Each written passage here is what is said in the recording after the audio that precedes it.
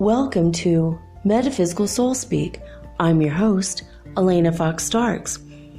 Hey guys, I hope that whenever and wherever you are, when you're listening to this recording, that you are listening to your spiritual guidance and your intuition. I hope that you're staying open, giving yourself space and grace to receive the messages that are sent to you from your ancestors, from the benevolent spirits around you, from your higher guidance and prime creator. This also includes your holy guardian angel, the archangels, and yes, even your romance angel and your dream angels. We have a lot of angels around us and they always help us. And it's been a long road for me to come to the understanding that these things are real. They do exist and they do communicate with us all of the time. There was a video put out today by somebody that I keep.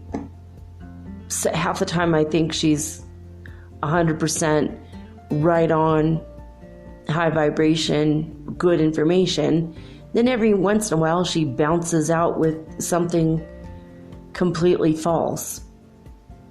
And today was no different. And it was, she didn't want to spread negativity or be a fearmonger, but her video was disturbing-ish. I mean, it was absolutely nonsensical. So I don't know if you guys listen to the Higher Self channel on YouTube. I would have to say that half of their stuff is real and half the stuff they promote, it's like they're not using their own spiritual discrimination like at all. Like they don't have spiritual discrimination. It's weird. It's just really, really weird. Like a lot of the stuff they put out there, it's like, whoa, that's not even good or real or true information. And today was no different. They put out this video from this person whose last few videos were fine. And then this one's not. And I don't know what to make of it. I mean, why is she clear sometimes and not clear at other times? And I'm not just bashing her. I mean, I care a great deal for this person. She seems genuine and she believes what she's saying, but you have to use your discrimination, right? So even though we're getting messages all the time, we have to know where they're coming from. And if it's just a spirit messing with us, or if it's just our subconscious mind, or it could be a past life, Akashic record from a past life. I mean, there's so much information available to us, but you have to use spiritual discrimination when you are listening to your spiritual intuition. Anyway, if I say a little bit of the information that was in the video that made absolutely zero sense, I talked to my higher guidance about this. I talked to Prime Creator, and he's like, no, none of this is real. She's saying that now there's higher dimensional beings that are getting, they're eating our energy from our hearts. They're like eating our love energy and absorbing our love energy for their evil purposes. Whatsy, howsy, what? How does that even begin to make sense? Love is the highest vibration there is. Pure, true, unconditional love. The love that Jesus permeated throughout his body and his aura, and indeed throughout the world for the people who are willing to receive that energy. They hold that in their hearts right now. And if a being is putting you into fear, it's shoving you back into your fight or flight, which is not in your heart, baby. It's psychologically in your stomach. It's chakra. It screws with your chakra energy of your survival is your first chakra. Your ego is your third chakra. Your sexuality. If you fear, it doesn't mess with you. They don't they kind of do mess with you sexually, but usually first and third chakra is what's being attacked when a being is trying to make you feel fear. But the thing is, if you're living in the fifth dimension or above, or if you're in the upper fifth dimension or the seventh, none of this is going to affect you anymore. It's over.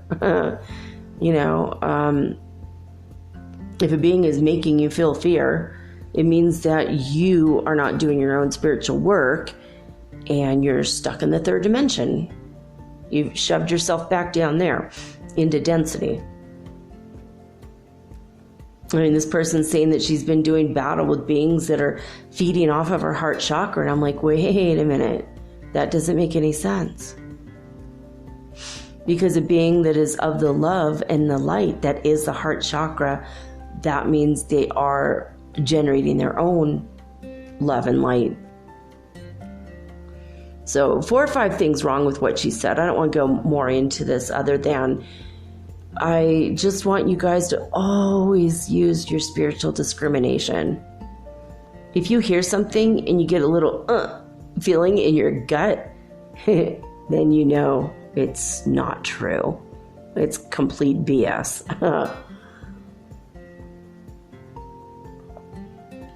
My heart sank a little when I heard her say these words. I was just like, dude, not again.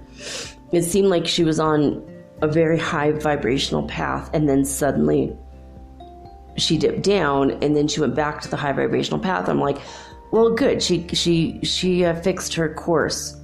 She adjusted her course correction. The way that they did during the Apollo missions on the way to the moon, they used slide rules. They had to keep readjusting their course. And sometimes you get a little bit off course, you got to readjust and go back. And I've seen her do this 2 or 3 times where she's like, right on, 100% right on. And then, wait, what? Whoops. Fell off the wagon again, did we? The spiritual wagon. It's very weird. It's like we're not under attack from 7th dimensional beings or higher dimensional beings. None of that's true. None of that's true. So, if you guys do go around the internet looking at videos and articles, and a lot of the information is absolutely bull. A lot of the information is not true. You have to use your own discernment whether you believe something or not. Now, today we're going to go over, hopefully, what will be the very last episode on the chakras series that I've been doing for the past 8 weeks. I think today will be the final one because there's not a whole lot of information. And to be honest, it's not anything that I studied in my mystery schools. I didn't get to it, or maybe it just wasn't covered. There are 12 main chakras, 7 in your body and 5 outside of your body. But according to Sanskrit writings from thousands and Vedic writings from thousands of years ago, we have up to 88,000 chakras or more. So I'm not, there's no way I could go over all of them, right? There's got to be a limit. There's a line. We're not going to cross it. But there's so much conflictual information, and a lot of people just talk like a man with a paper butt. There's one website called chakras.info. They're right on up to 7th chakra. After that, they just don't know what the hell they're talking about. There's even a guy who's been meditating for 40 years in the traditional Sanskrit way. He's read all the teachings, and he left a comment, and he was just like completely, well, kind of judging them. He's being kind of a dick about it, to be honest. But I read his comment first because I was scrolling down, and I accidentally skipped past the part I was looking for. And I saw his comment. I'm like, judgmental much? And then I went back and I read what they had to say, and I was like, oh my God, their information is completely wrong, false. Everything past the 7th chakra, it's like they're making crap up. It's like they went to another crappy website where people didn't have the right information. And what this guy said is like, his comment, the part that I felt was valid is like, these are people who have not done the spiritual work. They just wrote what they thought would be a cool niche website and maybe put out some information, and they didn't really do the spiritual work. They didn't spend 30 years meditating. They didn't spend 20 years developing their personality according to what God wishes for us to have. You know what I mean? Like, they didn't.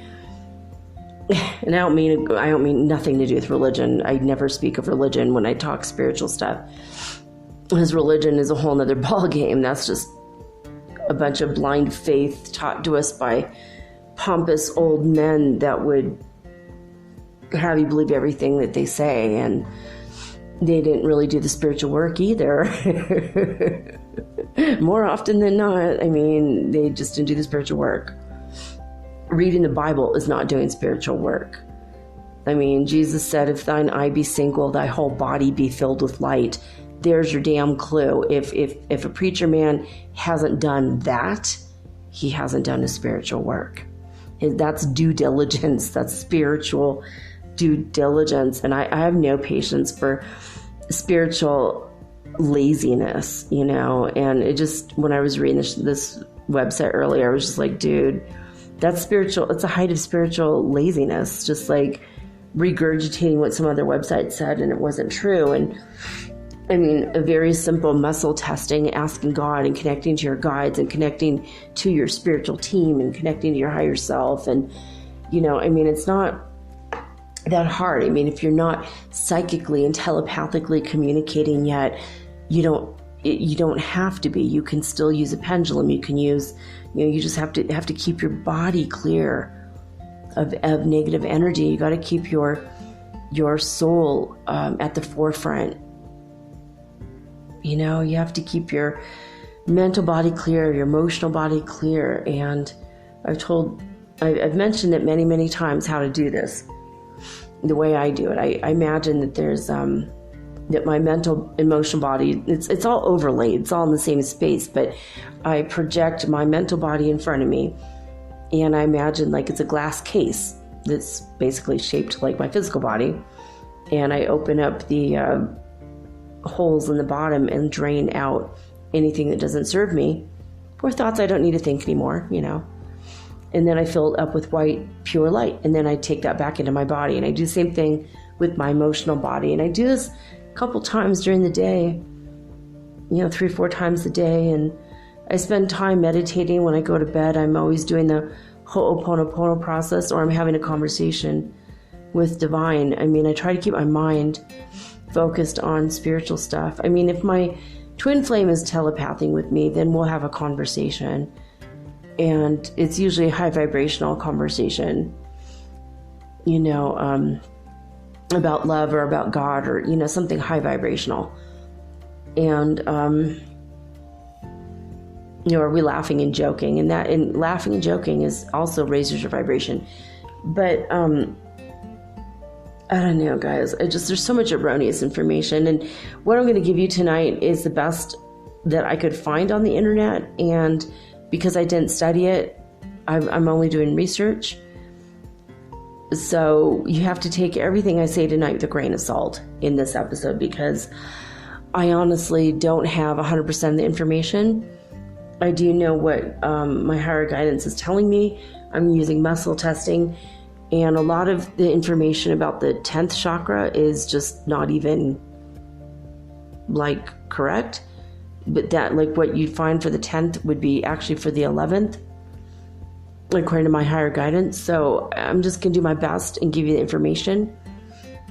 And whatever rings true. And if anything I say gives you kind of like a feeling in your stomach, in your gut instinct, then just disregard. Okay? You have to use your spiritual discernment. I mean, sometimes you'll hear information and you're like, what? That doesn't make any sense. And then later it makes sense. Sometimes you feel like, what? It doesn't make any sense. And you get like a warning signal from your own chakra system, you know, from your gut. And you're like, that's not true. You know, like this person saying that they try to make you have fear in your heart. You don't have fear in your heart. You can have a personal attack and you feel it in your heart, but the fear is really in your gut. It's in your first chakra, third chakra, usually. You know, when it's in its negative space, you know, when your heart either loves or it does not love. I don't believe, okay, I'm asking my heart guidance, and yeah, it's like your heart loves or doesn't love. If your heart doesn't have the ability to love, it's like the wheel of your heart stops spinning and you just feel like dead inside, as far as emotions are concerned. You don't have the ability to love anybody, including yourself. If your heart chakra isn't spinning fast enough, you either love or you don't love. A Native American man that I used to date very long time ago, he told me, you either love somebody or you do not. And once you love them, every day after that, you either love them a little bit more or you love them a little bit less. And that's it. You know, and if your love diminishes to a point where you don't love them at all, that's the point at which you break up with them. You know, if it's a romantic, or you stop being their friend if it's not romantic, or whatever. And he said that's just how he always believed, and that's kind of how his family in his tribe taught it, you know, taught about love. It's like you either love somebody more and more and more every day, or you love them less and less and less every day. And sometimes it's when you get to know somebody really, really deeply, you love them more, you love them less. And I knew he wasn't my one true love, so I had to break it off before it got too deep. But every day he was right. I loved him more and more. Every day he loved me more and more. And I said, I'm never going to stop loving you. I always will. I just know that you're not what I need for my spiritual growth in this lifetime. And after this lifetime is over, then we can have another conversation about what happened with our lives. You know, and we just sat and held hands and watched the sunset one day, having this conversation, and cried together. Yeah, and then after that, we never really saw each other again. But he knew it was true too, on some level. So it was just like one of those things we were able to let each other go. And it's always temporary. I mean, you're going to see each other when you die anyway. When you go into the next dimension, it's when you disincarnate from this physical body. You know, we always meet each other again anyway, which is pretty cool. Nothing and no one is ever, ever, ever, ever lost in this universe. But I want you guys to use discernment. I mean, just be so serious about that. Like, you know, like, I'm doing my best to keep my vibration high when I do the show. Anything that I say, I try to make sure it's real. And if it doesn't sound real, I'll like ask my higher guidance. And sometimes, like, if I'm reading a book from like 1,000,000 years ago or 100 years ago, not to exaggerate, like yesterday, it's like some part I just thought was completely stupid and ridiculous. I just burst out laughing while I was reading it because it's like, whatever. This guy is so full of himself. And now it wasn't the guy who wrote the book, but the guy he was talking about. And I'm like, dude, that's just so, what a moron. But he wasn't a moron, but he was just racist dickbag, basically. And I'm like, why did this guy put this in his lecture? Like, he actually had some sort of, I don't know what, admiration for this guy whose statues were pulling down even as I speak. Thank God, finally. We're finally on the right side of history by pulling those stupid statues of General Lee down. Because he doesn't deserve it. And I feel like, you know, the whole world should take down the statues of Columbus. He never discovered anything.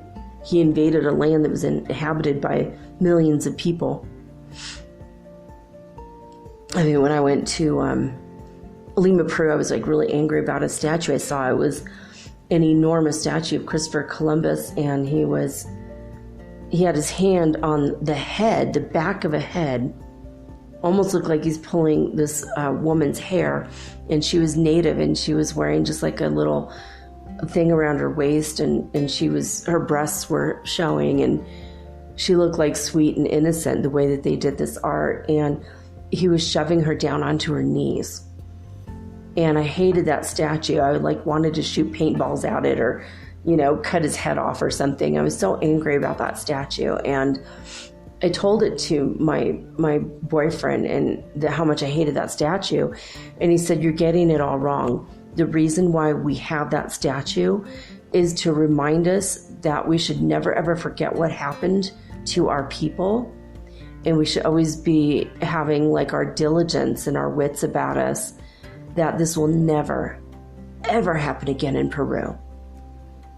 He says everybody hates that statue, but it's a reminder that we should always be able to defend ourselves and our borders, because we don't ever want to be put into a space of being subjugated again. I'm all, oh, okay. Okay. It made me feel better. I was like, oh, well, that was a cool way of putting it then. You know, yeah, okay, I get that now. And it was like it showed him being a dick right on the statue. So it was kind of like everyone agrees, yes, that guy, he's not who we want to allow in our country. You know, so I don't know. I'm still a little upset over this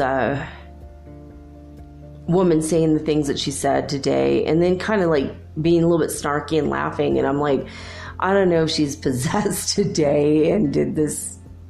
I don't know. I don't know. I left a message on a little comment on the video, both on her page as well as on the Higher Self channel page. And I was like, I don't know if you were like in a different dimension as me, if you've fallen back into 3D, if you're like using your subconscious mind as your spiritual guide, or what the heck is going on. Because usually you're very clear, and I just feel like more spiritual discernment is needed. Basically, you know, just, I don't know. I don't know. Have you guys ever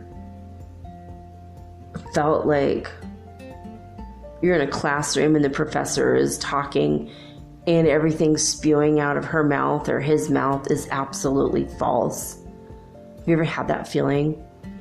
And it just gives you a sinking feeling in the pit of your stomach, like you're supposed to be learning from this person, and it's just like, freaking, I'm paying money for this, you know? And I've had that happen a couple times in university. Very rare. Most university professors know what they're talking about. I had one teacher tell me that my parents spelled my name wrong and they didn't know how to pronounce it. It's like, and you speak Irish Gaelic for real? Because A, it's none of your damn business, and B, it's not up to you to insult me and mock me in front of the whole class. You know, and I went to the head of the department and he actually disciplined her for that, because, you know, you don't do that to a 19-year-old. It's just not right. And luckily I had the good sense to bring it up and not take it to heart, because I knew she was kind of unaware, sleeping person.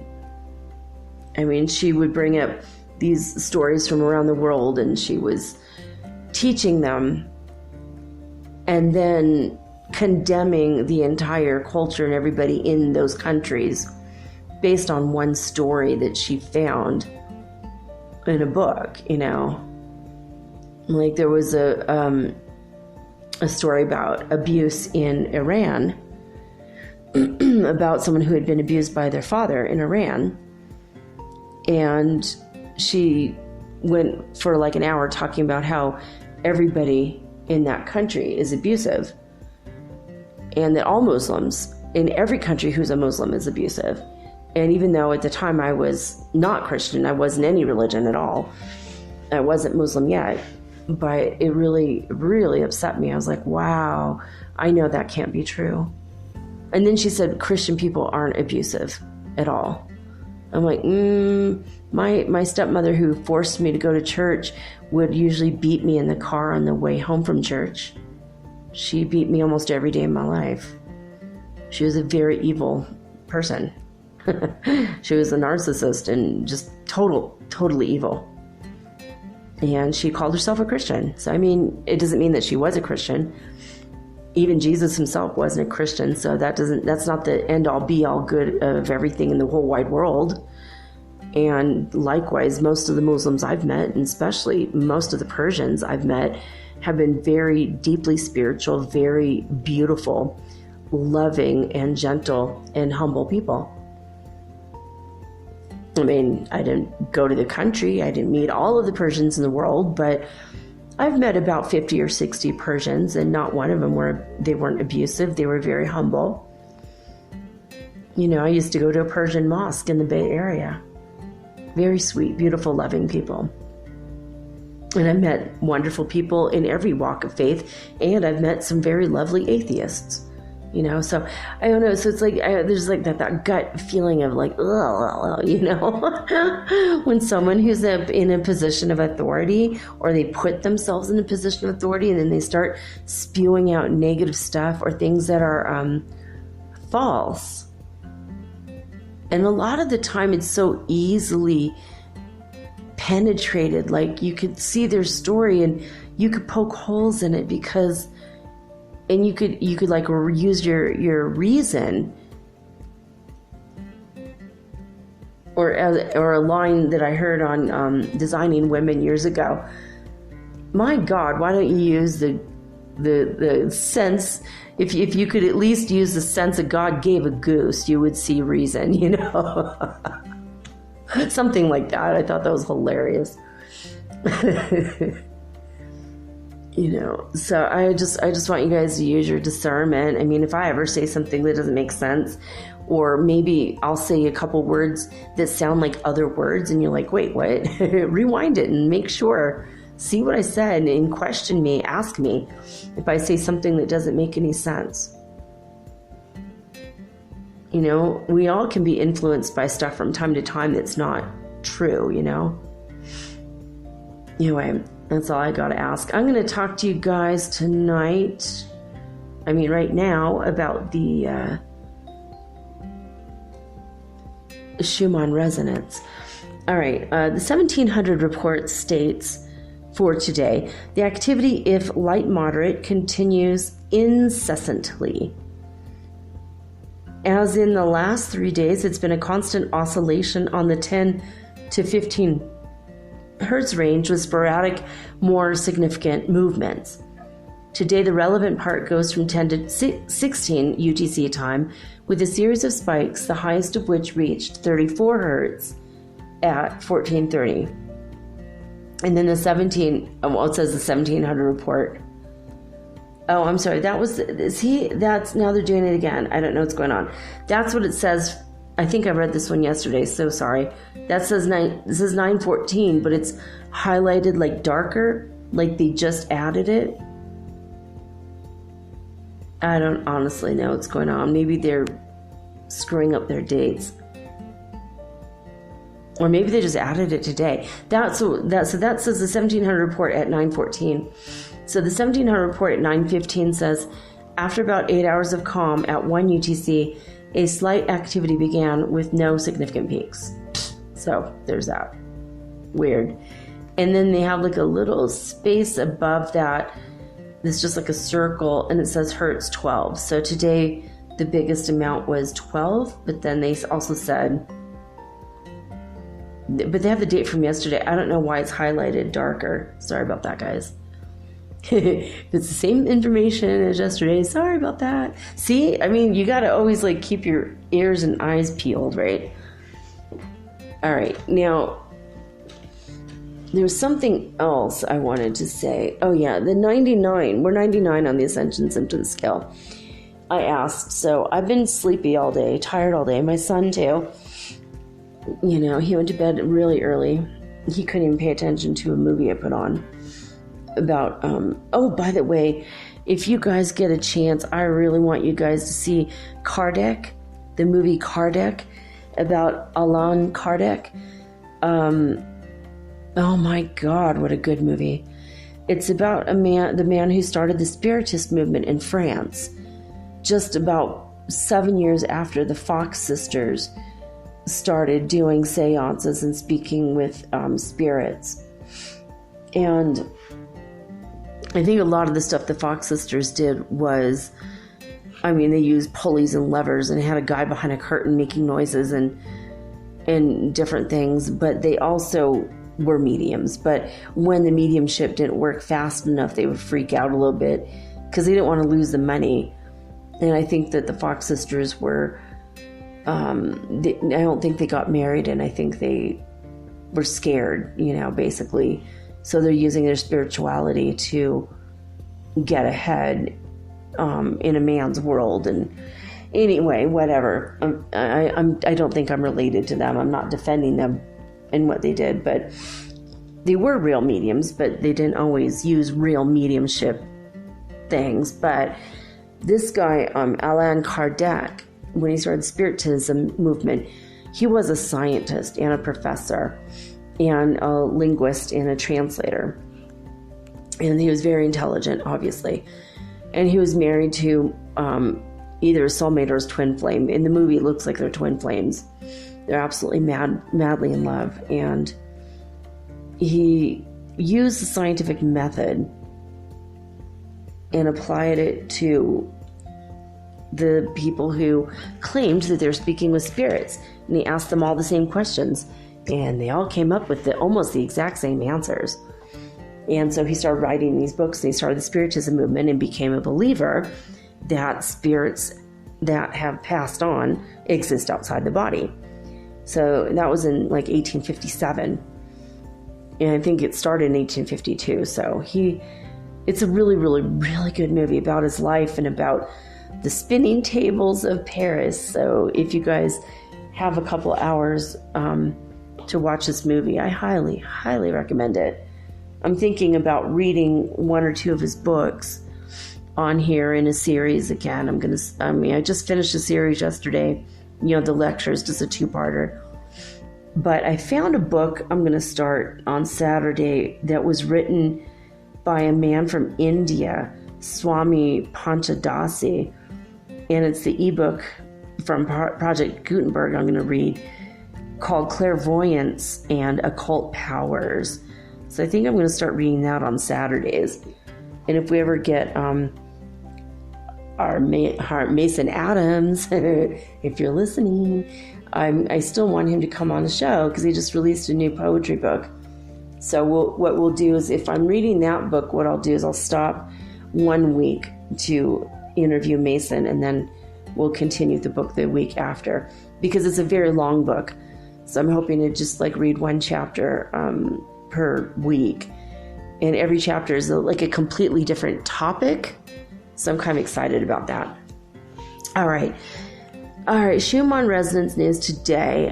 California started off at 125 hertz frequency at midnight and pretty much stayed the same. It was very even keel. In fact, the chart, everything looks pretty even keel for all of the places, except for Lithuania. We'll get there in a minute. Hofuf, Saudi Arabia started off at 88. There it is, another master number. and ended at 88. So again, even keel all the way across the board. Lithuania started off at 21 at midnight, and by 4 a.m. they were down to 0. That was the only one that had a massive movement, according to this chart I'm looking at. All right, Alberta, Canada started off at 223 hertz frequency at midnight, and they went down to 217 by 4 a.m. Northland, New Zealand started off at 61 hertz frequency at midnight and ended at 63. They only went up by 2 in 4 hours at 4 a.m. And Honolulu, we just are not even listening to them. They're putting out zero information. They're still flatlining at 0 all the way across the board. Lesson 97 is short and sweet today for A Course in Miracles.org, acim.org. Lesson 97 states, I am spirit. I am spirit. I am spirit. That's it. It's a pretty long lesson if you want to read it. Spirit am I, a holy son of God, free of all limits, safe and healed and whole, free to forgive and free to save the world. Just know that spirit is expressed through you.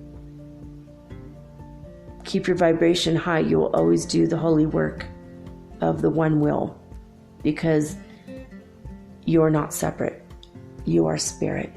Lesson 97 today is I am spirit. When we come back, we're going to talk about hopefully the 9th through the 12th chakras. We have more information on the 9th chakra, and then just very little teeny tiny blurbs on the rest. So hopefully we'll get through all of it. And, we'll do that right after this.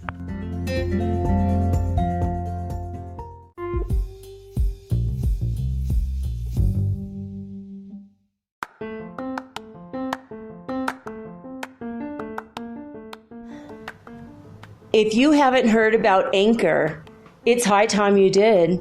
It is the absolute easiest way to make a podcast. First of all, it's absolutely free. Second of all, they have creation tools that allow you to record and edit your podcast right from your phone or your computer. You guys have known that I've been doing this for 8 months using the Anchor.fm app right on my cell phone, and I have done it everywhere, right? I have recorded this in my living room, my bedroom, little cafes in Quito, Ecuador, all over Cuenca.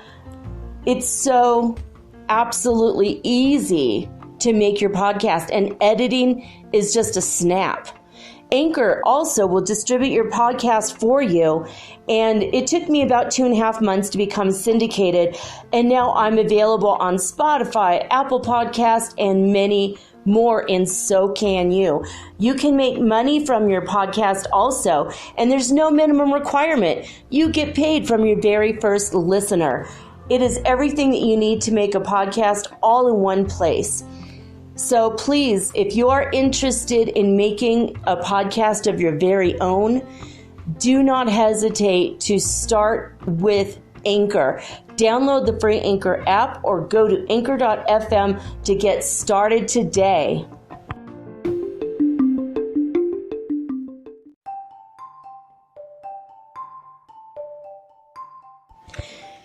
Do you ever wish you could look into the next chapter in your book of life and see what's coming next?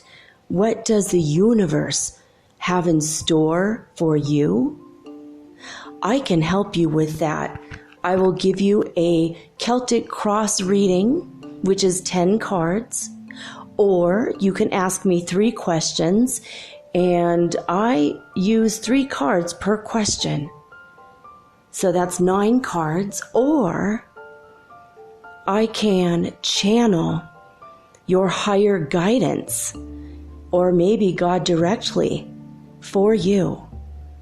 Maybe you want to talk to your dear departed Aunt Edna, because maybe you have a few questions and she was the smartest person you knew.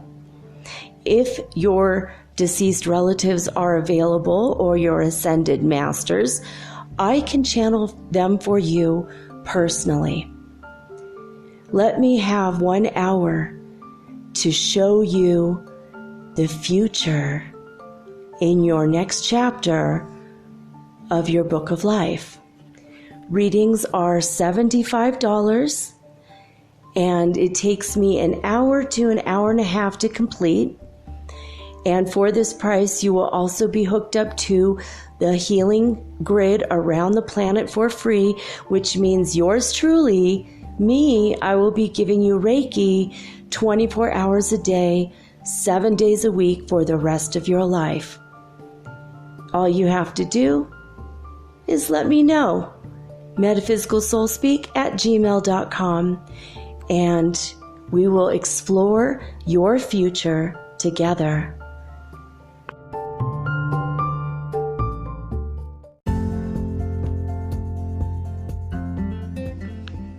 All right, guys, we're going to try to attempt to explain the 9th, 10th, 11th, and 12th chakra today. We'll see how far we get. All right, the Sanskrit name for the 9th chakra is Vyomanga, and that's pretty much the last Sanskrit word I heard of these chakras. According to Divinity magazine, the 9th chakra is called the seat of the soul or the mouth of God. So this one does, for me, make sense. It allows you to access your soul's code and your higher purpose. According to this article, it says that you can see this as the doorway to archetypical energies, archetypes, and patterns that play an important role in shaping destiny, basically. And this is how we access information about karma, lessons, learning abilities, doorways to dimensions, and the Akashic records. However, that's also what the soul star chakra is. It's a beginning doorway, and it's our karma, our Akashic records, and that's all the 8th chakra stuff. So why does it say, even from the same website last week, it said that about the 8th chakra, now it's saying that about the 9th chakra. So there's not a lot of I don't know, not a lot of information where it just seems solid to me. So,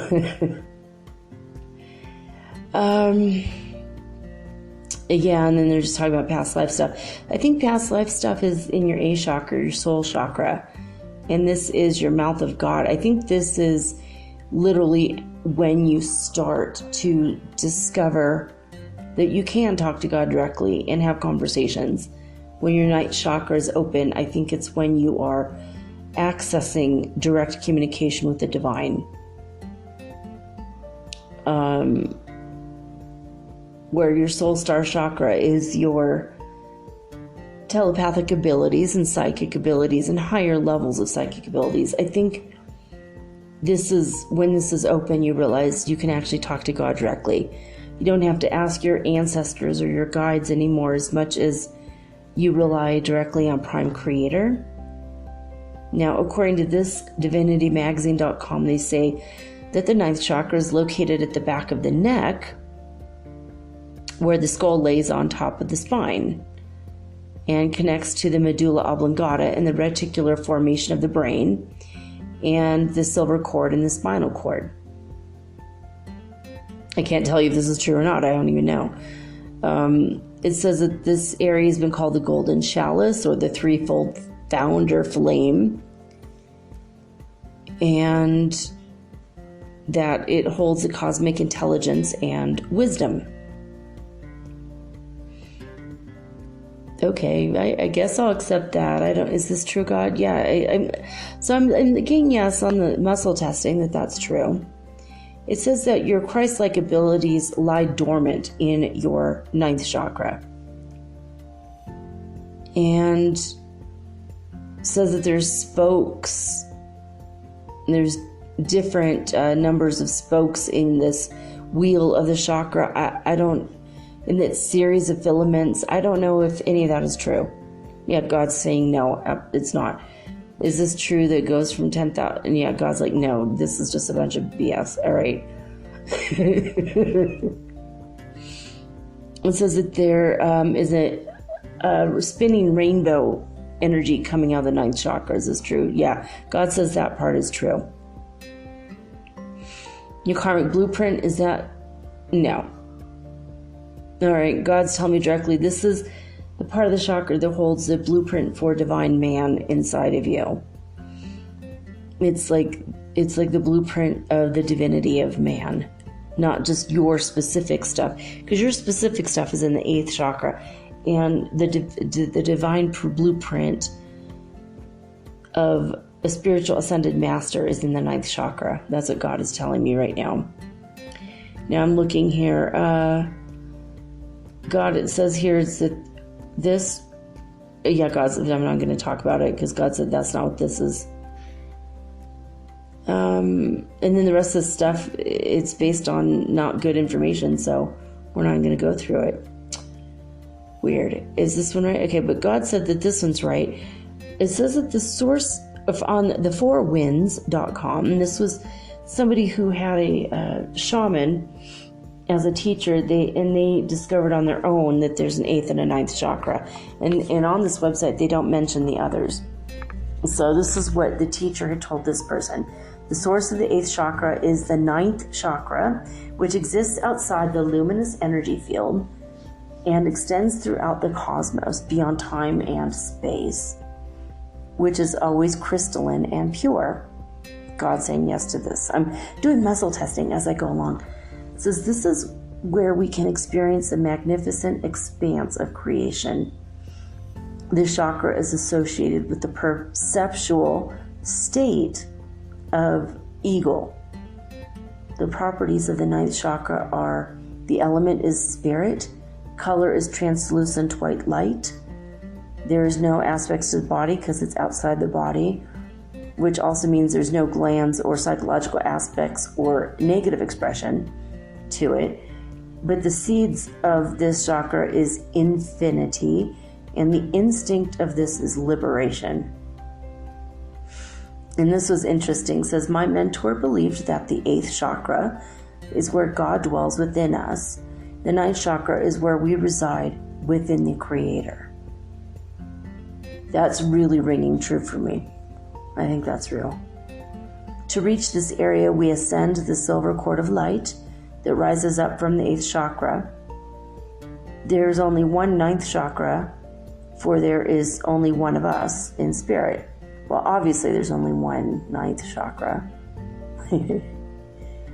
But I think that's a really sweet website. They didn't, this is what this person's teacher, through his own personal meditations and whatnot, that's what he discovered on his own. I thought that was cool.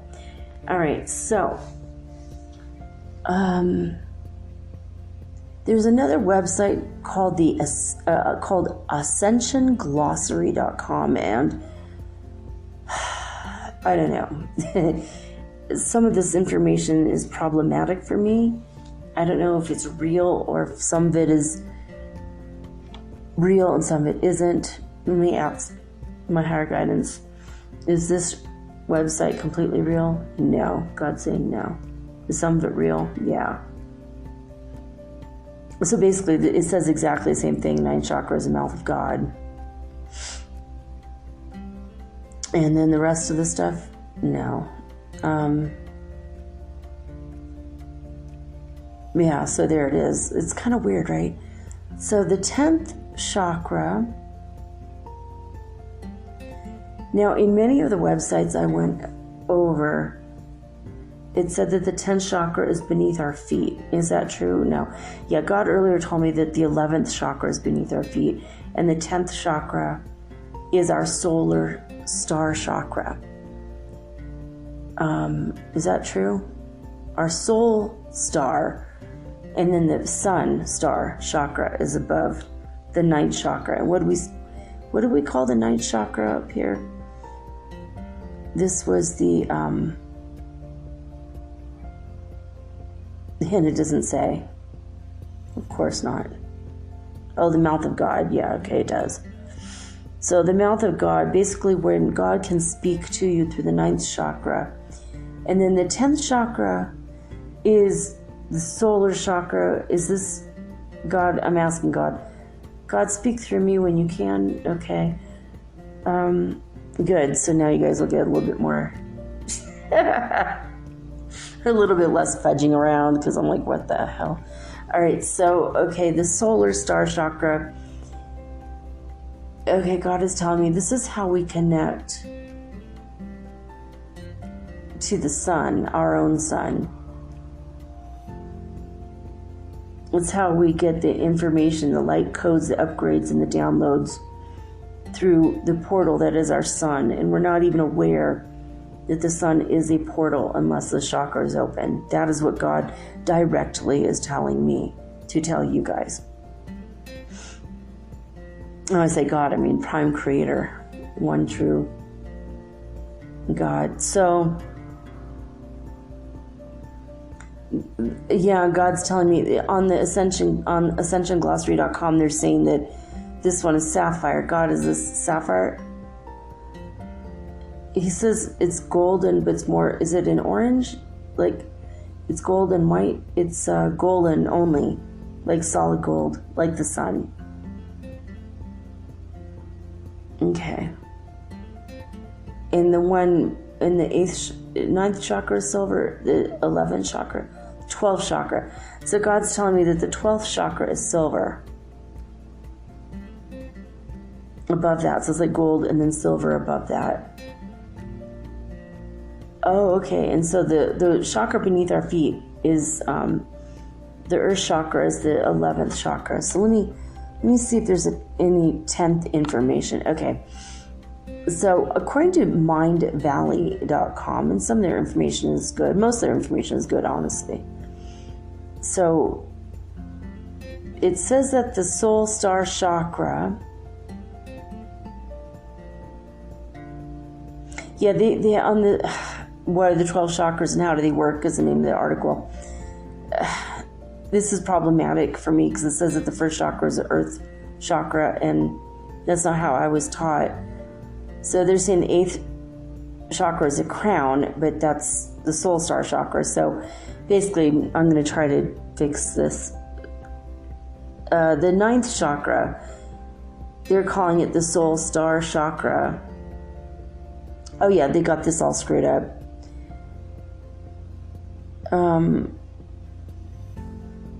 Oh no, okay, I see what they're doing. All right. It's also confusing. All right, so the soul star chakra, they're calling that one the seat of the soul, and that's not true. That's the next one. So they're calling this, the seat of the soul chakra is the universal chakra, is what they're calling it. And that it's responsible for connecting you to your universal flow of energy. That's also the mouth of God chakra. So that's the 9th chakra. And then powerful divine healing and psychic abilities. But see, the psychic abilities come from the 8th chakra and then 7th chakra. See, you guys, there's like so much information that's just like, it's erroneous at best. It's really hard to unravel.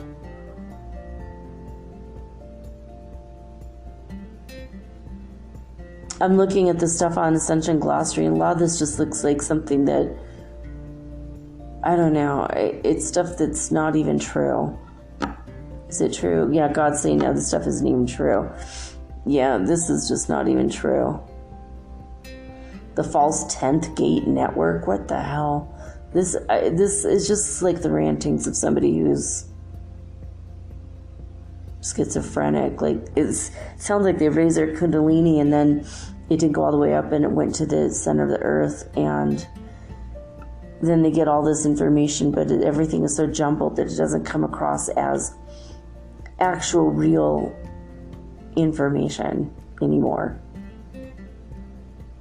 All right, so we're going to try to unravel.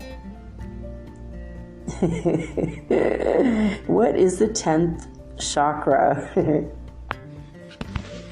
All right, I'm just going to go by what God is telling me for the rest of these, I think, because there's so much erroneous information. And even, I mean, my message is only as good as I am willing to receive the information. So I'm hoping I can be as clear as humanly possible or divinely possible. So God is telling me the 10th chakra is how you communicate with your spiritual team, with God, with your higher self, with all of the highest level possible telepathic channels. You know, they're going to help you directly through spirituality. And what God is telling me is that the earth chakra, or earth star, I don't know why they call it star, but earth star chakra, a lot of people call it the 11th. Or I mean, yeah, okay, actually I'm like looking at this. See, but a lot of people have called the 8th and the 11th are getting confused, or they say that the 10th is the earth star chakra, and I don't think we should get hung up on what number we call what. But God is telling me the 11 is the earth chakra that connects you to the planet and connects you to the spirit, Mother Earth, Gaia. When you start to realize that everything is connected and interconnected, and that you have the ability to speak to Mother Earth, Gaia directly, then that's when the 11th chakra that is beneath your feet. It's a 1.5 to 2 feet beneath your feet, and it's of course energetic.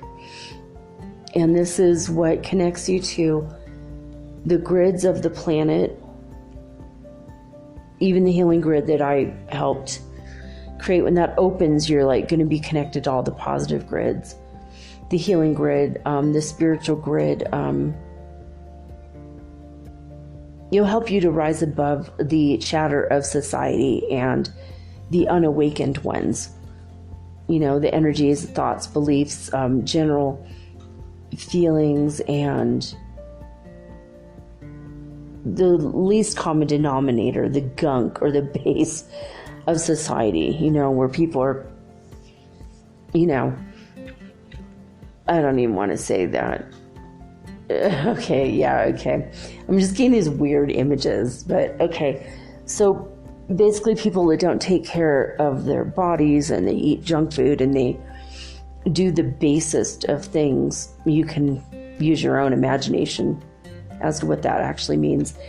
And people that don't like look into their own divinity, and they don't accept for themselves that they are spiritual beings or divine beings or special in any way, shape, or form to God, and people that don't consider that we're anything but a fluke, that it just happened, we're here now, live for the moment, and ignoring any and all spiritual stuff, right? So the unawakened ones, that would be like the least common denominator, or the base of what, basically the basic, operating on the most basic of levels. And when you're opening that chakra that's beneath your feet, the 11th chakra, the earth chakra, what happens is, okay, God's telling me this directly, you start to realize it's when you start to love everybody on the planet, regardless of what they say or do, regardless of how basic they seem, how simple they seem, even the background people, and the people that don't seem like they have anything going on at all. Like they're just the background people. Like, you know, if they disappeared, you wouldn't even notice that they're gone. And it seems like they're part of that matrix and they're not even real, you know, that they just seem like they're running on rote programs.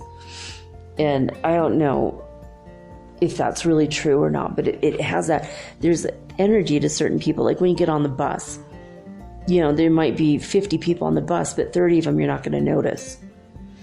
10 of them you might be afraid of, and 10 of them you might be like smiling at them and saying hello, right? So it's like the background people, the basic people that don't care to look outside. They're just completely 100% asleep, right? And people that would like rob you, or people that would get into political office and disappoint you and make decisions that harm humanity. All these people are sleeping, but it doesn't make them any less holy than you. It doesn't make them any less holy than Jesus or anybody. They're just asleep. They're unaware. They're operating at a basic level. And someday, maybe in this life, it could happen in 5 minutes, or maybe they are going to be taking 10,000 more lifetimes, or 20, or maybe 3 more. Everybody awakens at a different stage, everyone's story is completely different, because God is infinite in his ability to create an infinite number of stories, and we all have our own journey and our own story, and we're all loved equally by divine. But the people that are seemingly not coherent, you start to realize that you love them too. The people that are evil, people that are purposely evil, people that are committing evil acts because they're hungry, like robbing you on the street because they've got nothing, or they're addicted to drugs, or the politicians in power that purposely do things to hurt large groups of people, like starting wars and allowing women and children to be bombed, for example. That would be, if you could get to the point where you love every single person on the planet, regardless of what they do, regardless of who they are, regardless of how they operate and work with their lives, even if they're pure evil, you can still love them. You don't invite them into your home. You don't tell them where you live or your social security number, but on a very impersonal level, you begin to see your interconnection with all of the people.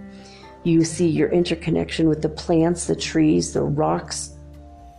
You feel your connection to all the animals.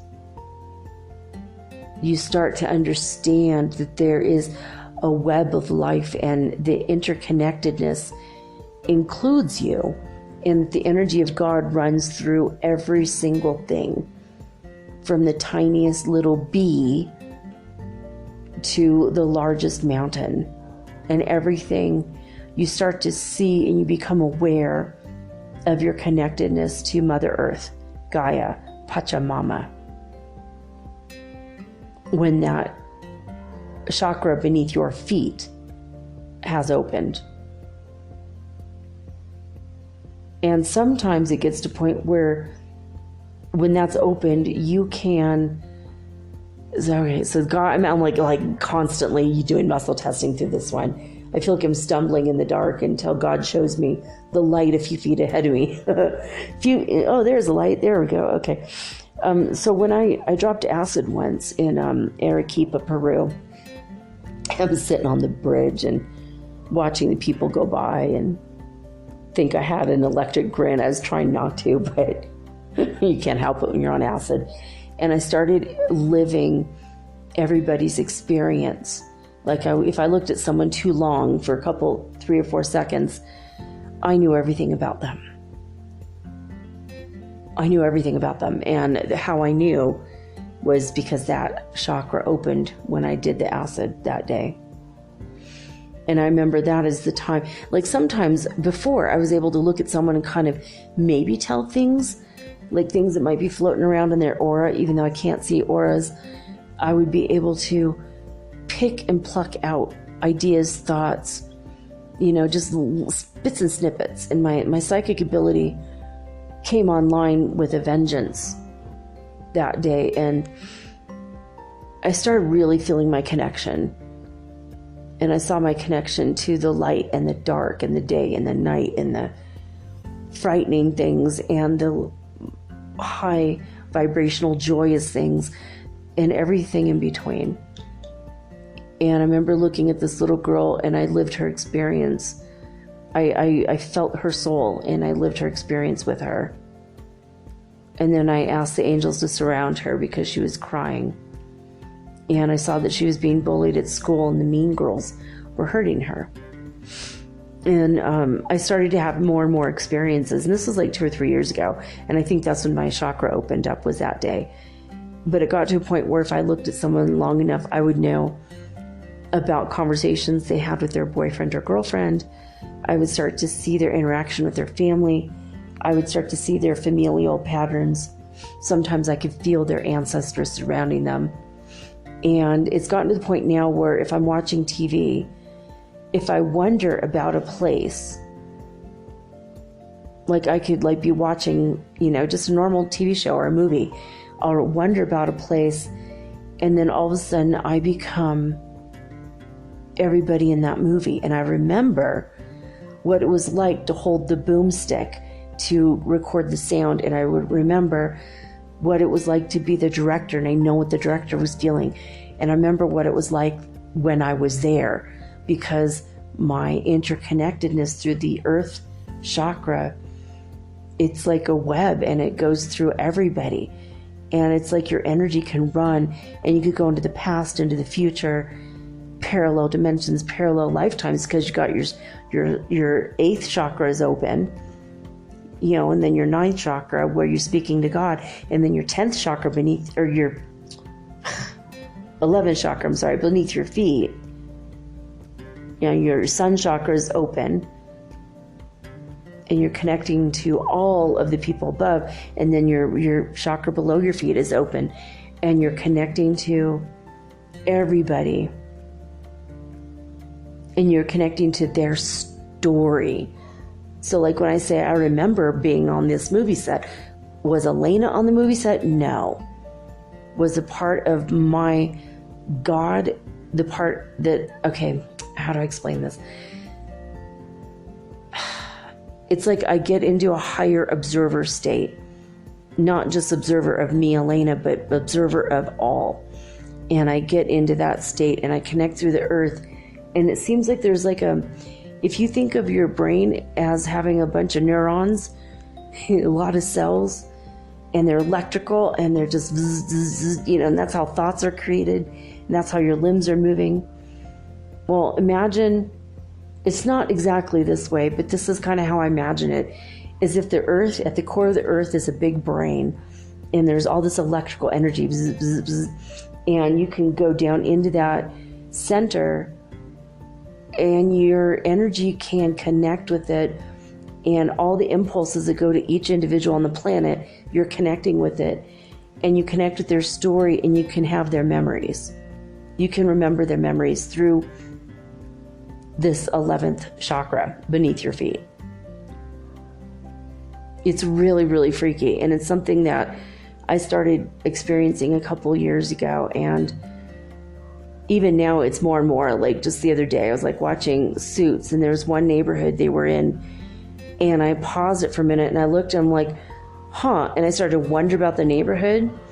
I started wondering about the actors, and all of a sudden I saw the perspective of every actor's, what they were seeing, what they were feeling inside their body, what they were really thinking about when they were saying the lines, if they remembered the lines or not. And then I thought through the mind and eyes and heart of the director, the boom operator, the camera operator, and the people that were surrounding them, watching on, the observers. And then I became aware of God observing them all from above. And then the awareness of God inside each of them, being aware that God is God inside of them, having this experience, whether they were aware of God inside of them or not. And that's all due to the earth chakra beneath my feet being open. I know this is so insane. It sounds completely weird, but I'm just now getting information directly from Divine as I'm telling this to you guys. So this is, if it doesn't ring true for you, or you haven't opened that chakra yet, you'll get there and then you could go, oh yeah, right, that's what Elena was saying. But I didn't know. I mean, when all this was happening, I didn't know that was, oh wow, this chakra opened, so that's why I'm getting this ability. It's just suddenly all this stuff is coming to me and I'm like, whoa. It's really, really, really trippy. I mean, I just look at it going, that's weird. I mean, but there's times when I can see a parade that's happening before my eyes, and I'm everybody in the parade. I know everybody in the parade. I'm there. I know everybody as if they're my friends in the parade because I am those people. I'm the person in the front, person in the middle, person in the back. I'm all the people. I've had moments where I was everybody driving in traffic and stuck in traffic on the way to San Francisco. But then the chakra shut again. It was right after my Kundalini rose all the way up. And my Kundalini was very active, and that's when I became everybody in traffic. And then all of a sudden I was me again.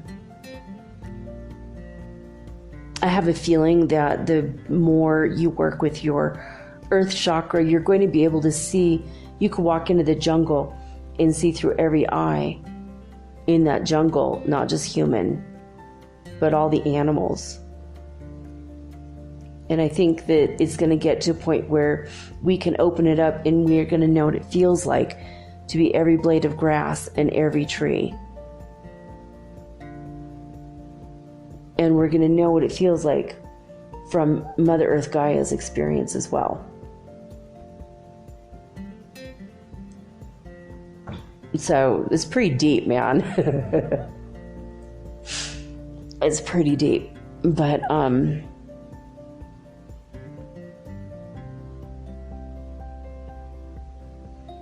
don't know, I'm looking at the Ascension gallery again on the 11th chakra, and it's just BS. Don't even look at this website. I don't think it's, you can if you want, but I don't think this stuff is real.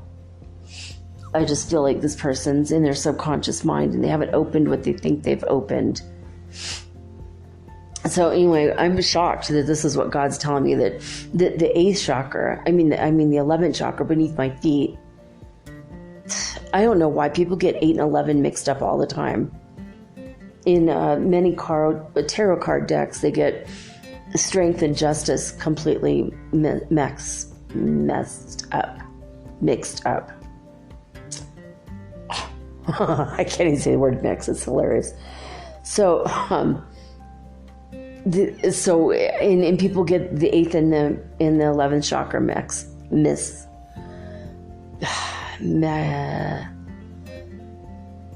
messed up. Sorry. And then on this one blog, they said the first chakra was the earth chakra, and that's not true. You're not going to open the earth chakra first. You surely go crazy if you suddenly could see through every eye and hear through every ear and understand through every mind and feel through every heart. And I have not had the experience of doing all of that. I have had the experience when I did mushrooms years ago. I think it was after my Kundalini raised, actually. And I had the image that I was on a tightrope, and I've talked about this before, where my arms outstretched and I'm on a tightrope, and I felt like I was hovering above a city.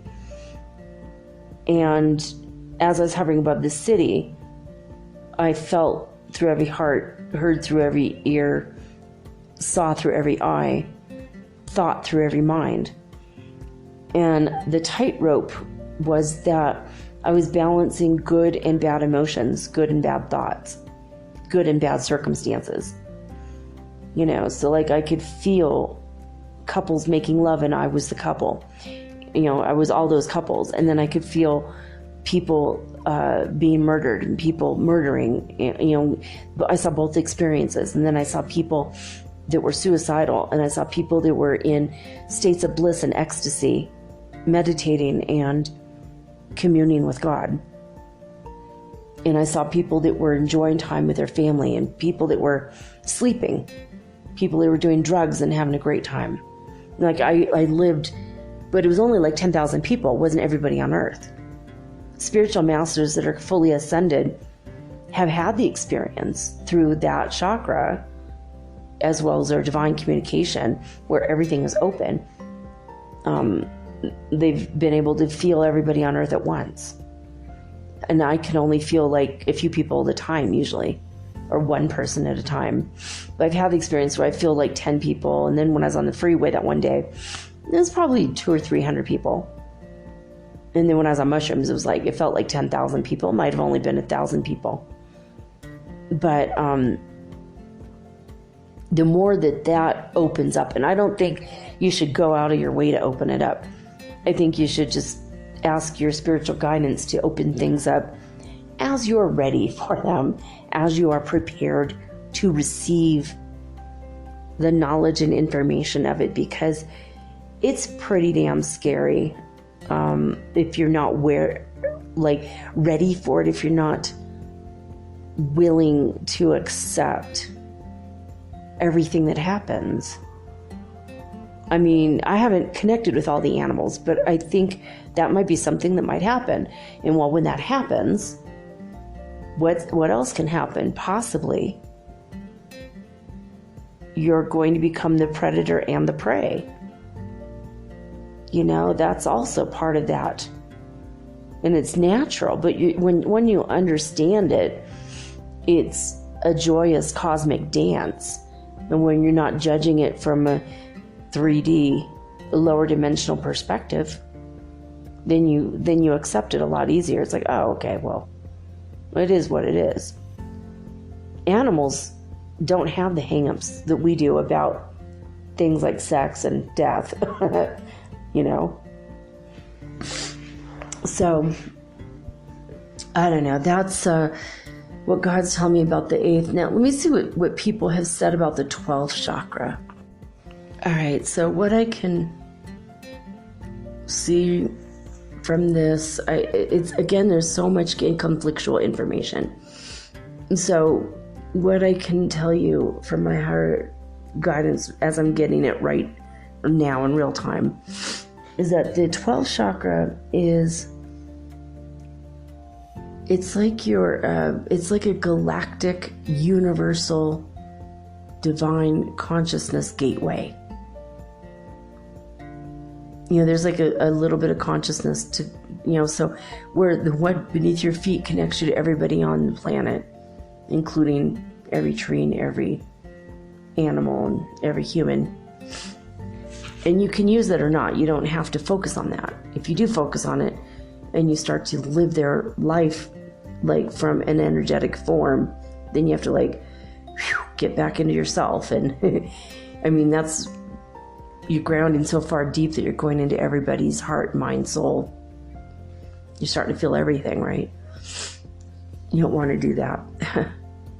I mean, you might want to for a few minutes just to understand somebody or to understand a family group, to find out about a dynamic if you're trying to heal somebody. But, for the most part, I'm thinking focus on your divine self, your higher, up, high vibration.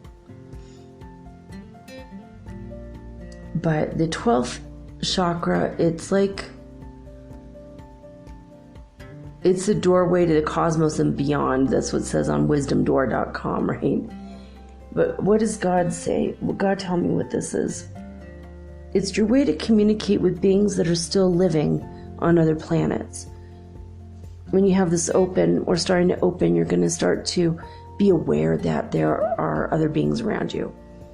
It's like when I channel the Lyrans or the Andromedans or the Arcturians or Pleiadians, it's because I can be absolutely aware of them there. Okay, and God's telling me when you could go to other planets too, when you can consciously be aware that you're traveling back and forth to other planets in your spirit body while you're asleep, your astral body. That's when your 12th chakra is open, when you're aware that you're absolutely doing that. It says stellar gateway chakra.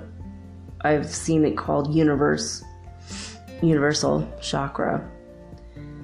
Now, on Mind Valley blog, they say that The 11th chakra is the galactic chakra, when you're communicating with higher beings. But God's telling me it's just kind of the same thing. Like, for the most part, it's all what they say for the 11th and 12th is all connected. So they're saying that basically your divine gateway chakra, galactic, universal, all that, it's all kind of the same thing, the highest thing. And you are able to spiritually ascend. You're able to manifest stuff 100% right now before your very eyes. You can manifest loaves and fishes, and for the masses, like Jesus did. You can walk on water because you realize your 12th chakra, when it's open, you can walk on water, basically. You can think about it and food appears on your table or in your hands. Hot loaves of bread fresh from the oven, but it appeared from nothing. That's what God's telling me. So there's the secret I've been looking for a damn long time. How do I get to that point? Well, that's how. When your 12th chakra is open, when you are fully awake, fully ascended master of light, that's when your 12th chakra is open. So the communication, the telepathic communication, starts with the soul star chakra. That's how you're able to talk telepathically. But when you start realizing that you are able to travel, you're starting to realize that that's when that 12th chakra started to open up. But God's telling me, when you can consciously control where you are, if you're going to be able to pop in and pop out by location, going to manifesting a body 100%, dissolving the body you're in and remanifesting it somewhere else, creating a secondary body and going to talk to somebody on another planet or in another country or another city. That's when your 12th chakra is fully open. Some of these say that that's where the gift of prophecy comes from like the 11th or the 12th chakra. I don't think that's true. The gift of prophecy comes from divine providence, and when your your third eye chakra is open. That's what God's telling me directly, that's prophecy comes from there, when your third eye is active.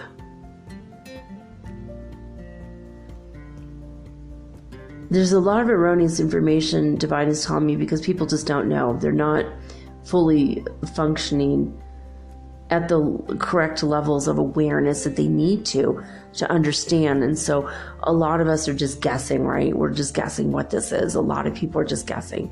They're hoping that they're right. They're hoping that this is what it is.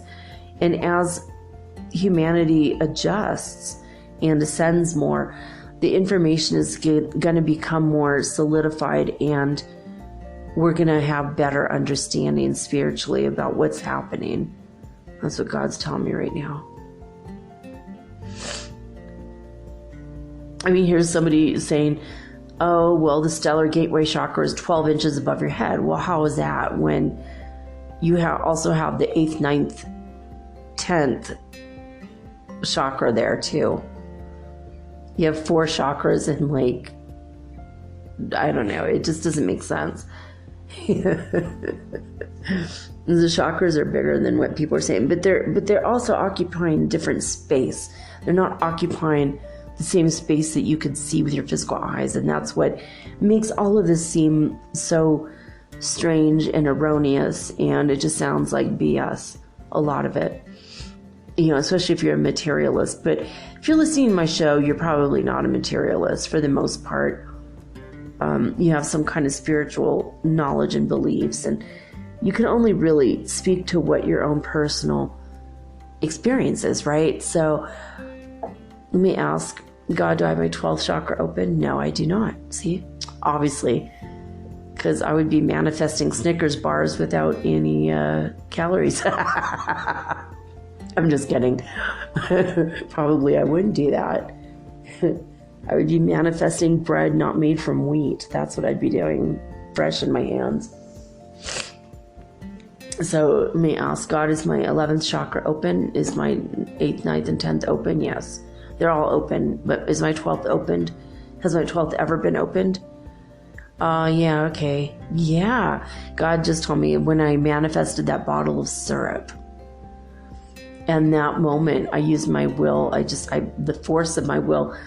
And if you guys haven't heard the story, I told the story before, but if you're just new to the show, I'm going to tell it again. So I had some house guests over that were the man. It was like a man and woman, and they had their little baby. And they were our house guests, and their baby and our baby, like, I don't know, I think they were soulmates. They knew each other from heaven or something, and they were always hugging each other, and they just were like instant friends, like best friends. So it was really adorable. But and my oldest kid, it was when my oldest kid was a baby, and my oldest kid usually didn't like other babies. I mean, there was a baby born the same year as her, and she was just like, she kept rolling her eyes and shoving him away from her, like, get the hell away from me, right? It was hilarious. And they ended up in school together, and like all the way through grade school, like for 7 years. Still hating each other pretty much. But I mean, I think now they talk once in a while, but now that they're adults. But, you know, so my kid was always like, whatever, you know, just because your baby doesn't mean you're special to me, right? Kind of attitude when she was a baby. And now he's an adult, but he's a transgender. So I say he to represent who he is now, and I say she when she was a kid. And I've already cleared all this with him. So he's like, yeah, because it's like confusing.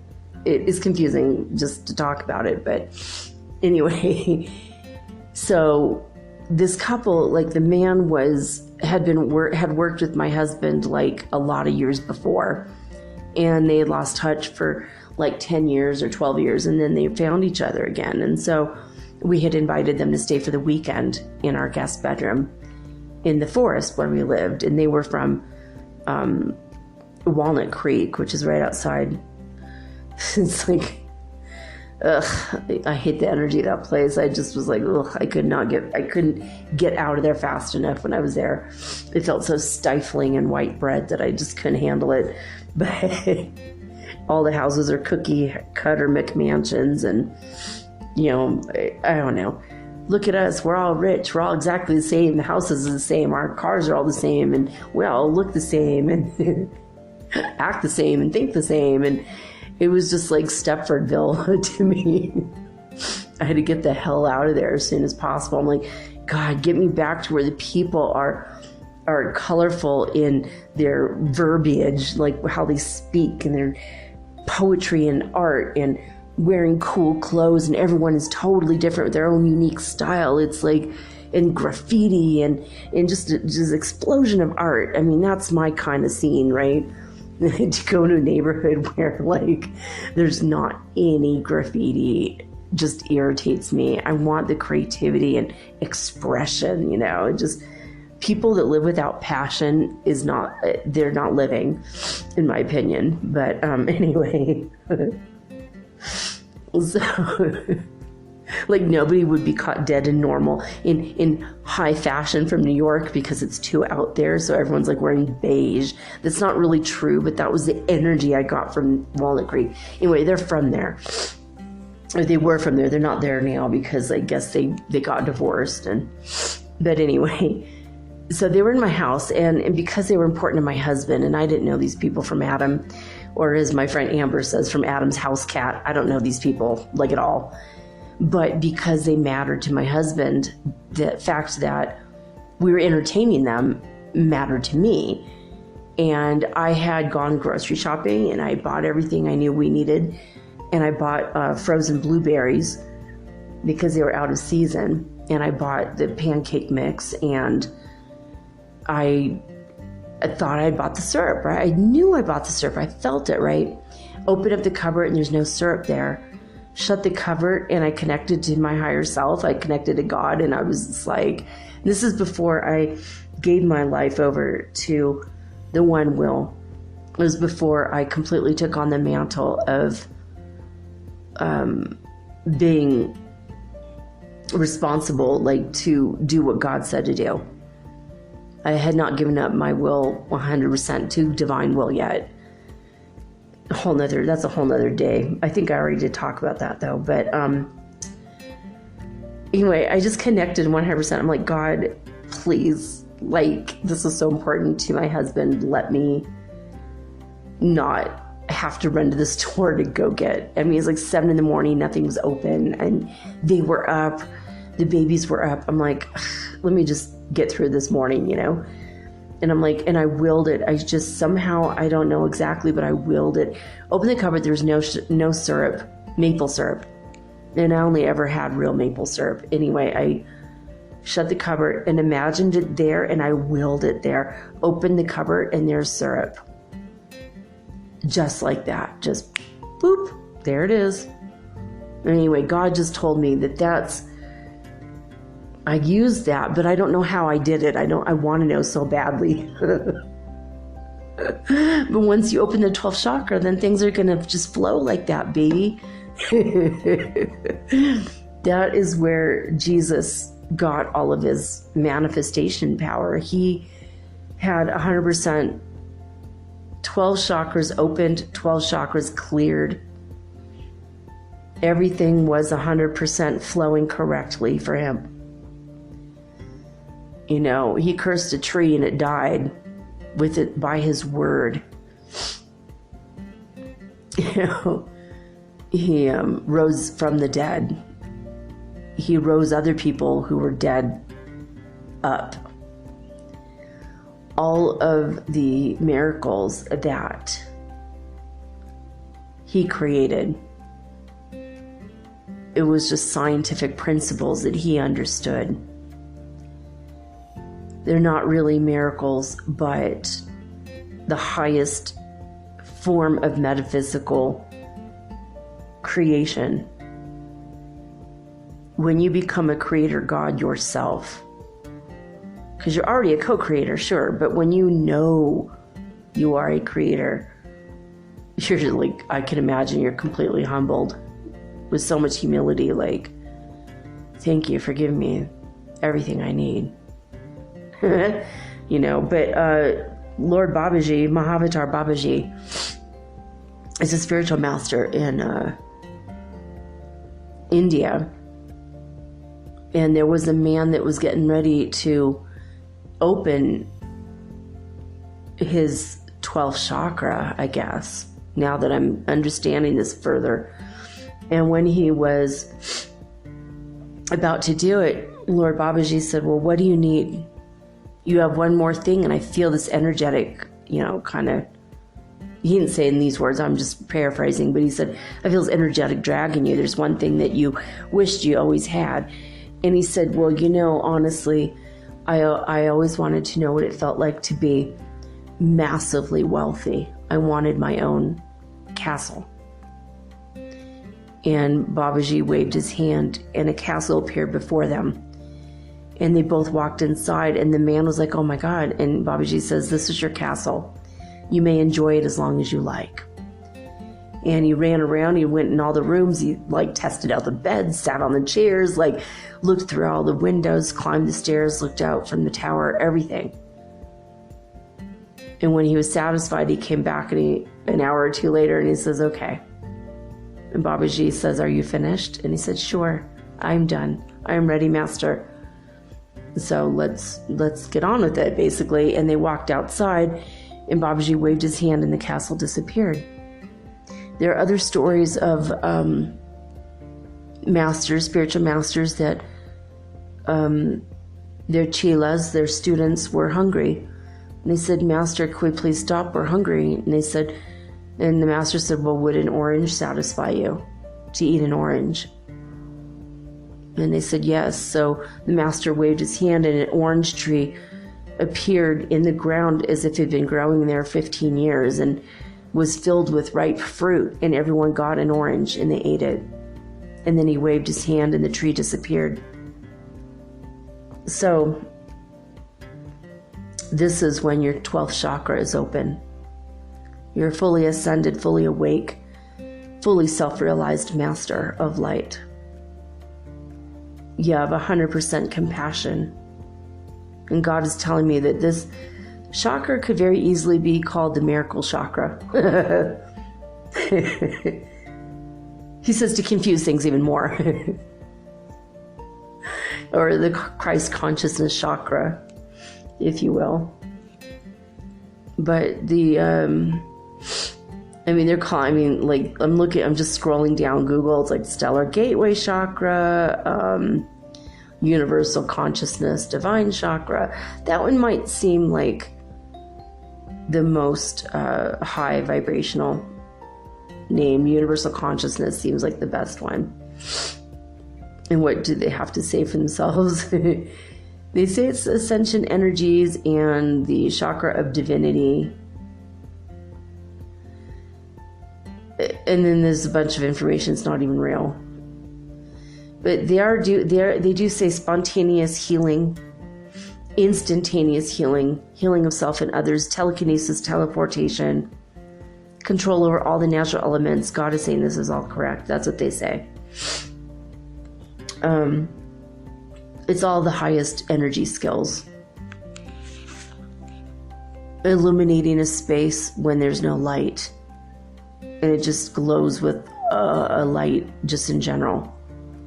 You could walk into a cave and it'll be illuminated. Your clothes will not get dirty ever again. Your body will not get dirty ever again when you are living from that level of consciousness.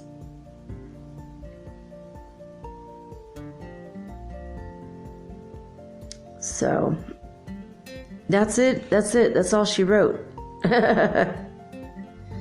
It also says you could have out-of-body time travel beyond 200 years in any direction with this one. And it's pretty cool. I never thought about that at all. Like, is that even possible?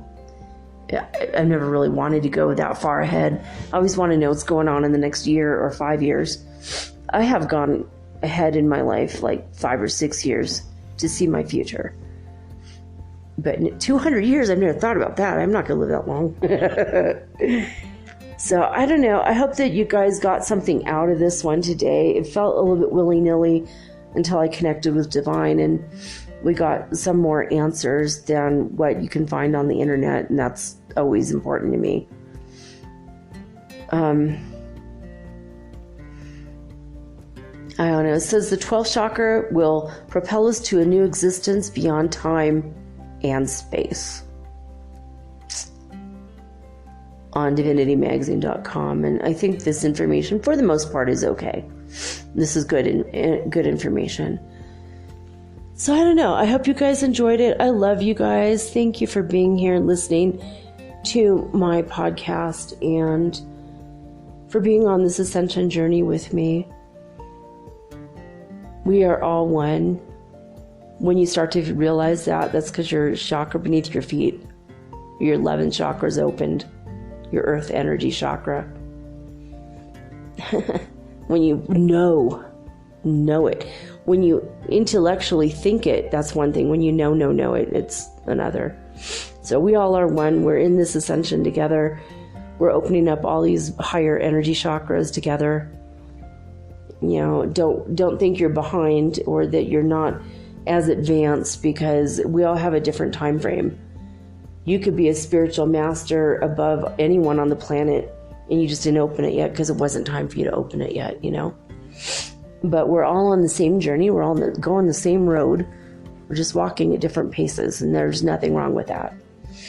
Anyway, I hope that everything is going good in your life.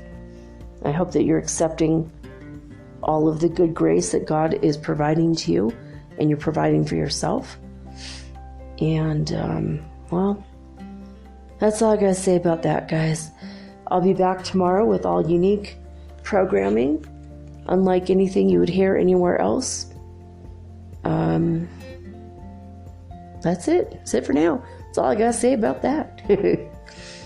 So I'm signing off with peace and joy and the high vibes of the holy fifth dimension. Until next time, peace.